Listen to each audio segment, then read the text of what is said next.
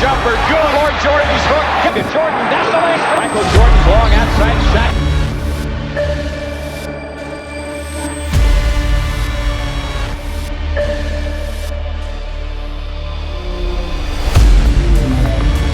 What happens when the league's most fearless scorer walks into the house that Payne built and tells the hosts they are not in charge anymore? On March 4, 1987, inside the Pontiac Silverdome, a 24-year-old Michael Jordan did exactly that to Bill Laimbeer, Isiah Thomas, and the Detroit Pistons. He did it without a single three-pointer, without tricks, and without a pause in the chaos. 61 points, all muscle and touch, all inside the arc, against a team that prided itself on breaking rhythm and bending will. The Pistons were not just tough, they were an attitude, elbows, hard screens, and a scoreboard that usually tilted their way. Laimbeer bumped you first and asked questions, never. Isiah could slice a defense in a blink, then smile as if none of it hurt. Joe Dumars made smart look ruthless.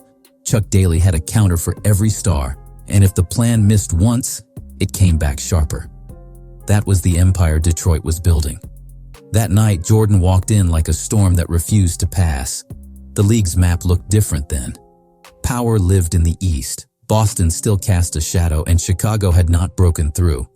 The Bulls were better than mediocre, but not yet feared. Their star, however, was terrifying. The year before, fresh off a broken foot, Jordan had dropped 63 on Larry Bird's Celtics. People called it an outburst.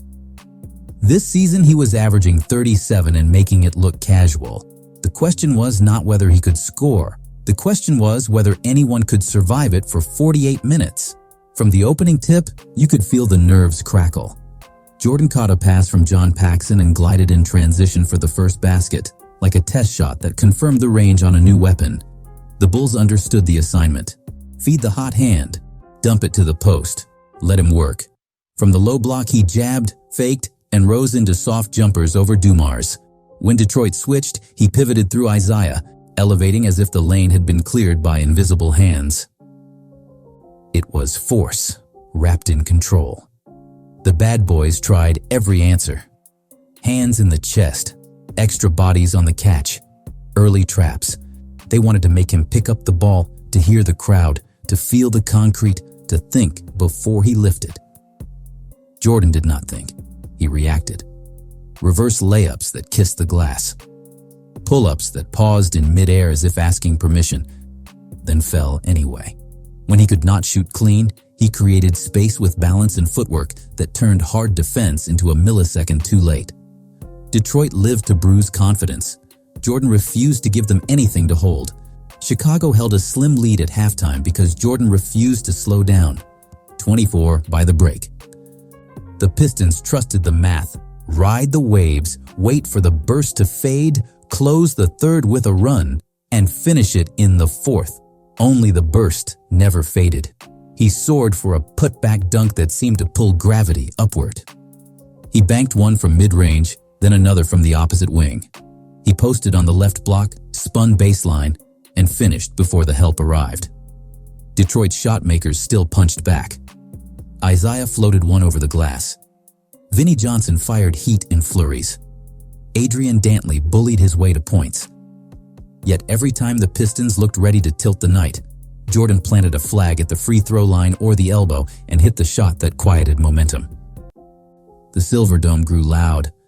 Laimbeer leaned, bumped, argued, and set screens like concrete. Dennis Rodman, still a relentless rookie, flashed in with help. Nothing stuck for long because the star in red kept solving the puzzle. Then came the sequence that captured the night.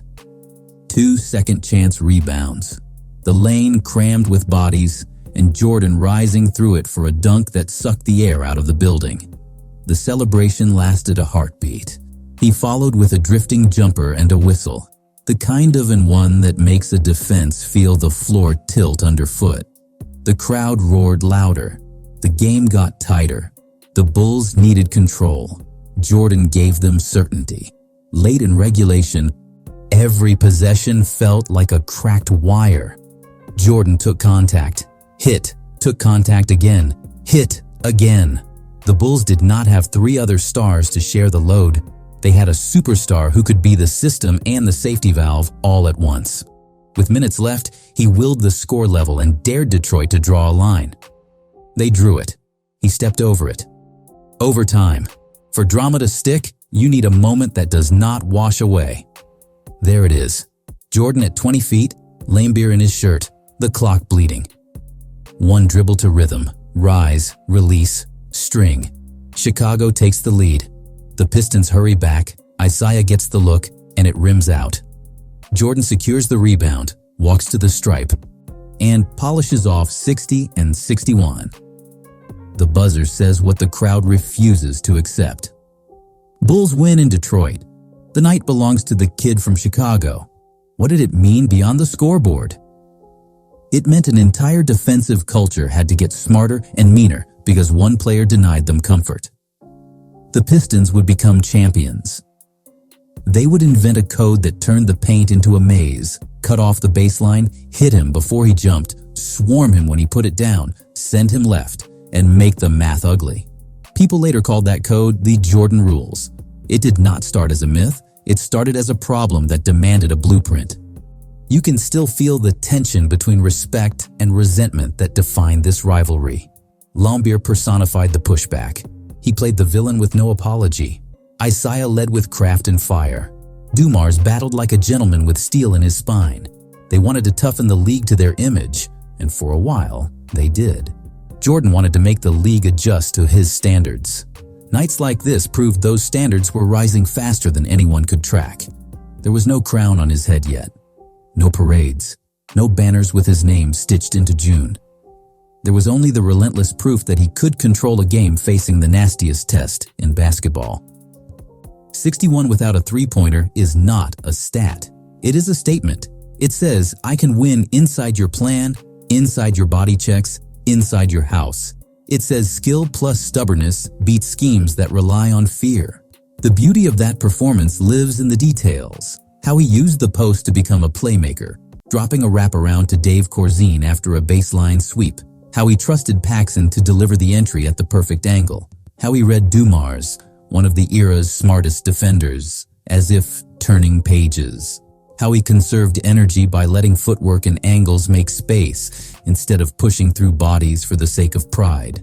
It was force avoided, not force answered. And it was still overwhelming. Detroit would get its rings. Chicago would crash through the wall in 1991 and never look back. Between those endpoints stood nights like this, where a rivalry set the standard for courage and calculation. The Pistons sharpened Jordan. Jordan raised the Pistons. Both truths can live in the same sentence. If that sounds impossible, roll the tape and see the respect buried beneath the glare. What lasts is not only the points, it is the message. Try to bully me into silence, and I will answer with rhythm. Try to scheme me into hesitation, and I will answer with certainty. Try to slow the game, and I will speed up my decisions. The court is the same, and the rim is the same, but when I touch it, the rules bend. That is what the Silverdome learned the hard way. Years later, people ask when he knew. Was it the 63 in Boston Garden, the shrug in Portland, the hanging layup against the Lakers, or that jumper over Laimbeer with a city booing in unison? Maybe knowing is not a single day. Maybe it is the moment an entire team realizes it is playing by someone else's terms. On March 4th, 1987, the terms were his. Detroit had the bodies, the brains, and the edge. Jordan had the answer. The story writes itself, but it never gets old. A young star, the baddest defense in basketball, a scoreboard that refused to cooperate with common sense, and a finish that turned a regular season date into a chapter of a dynasty's origin. He did not taunt. He did not preen. He just kept scoring until the math surrendered, and the Pistons went back to the drawing board to build a cage strong enough to slow him the next time. And that may be the best part. The next time turned this into a saga. The hits got harder. The lanes got tighter. The nights grew colder. Chicago pushed anyway, learned the pattern, cracked the code, and took the door off its hinges. When the Bulls finally swept Detroit in 1991, you could trace the line back to this game. One impossible night in March that said the balance of power was moving, whether anyone liked it or not, that night.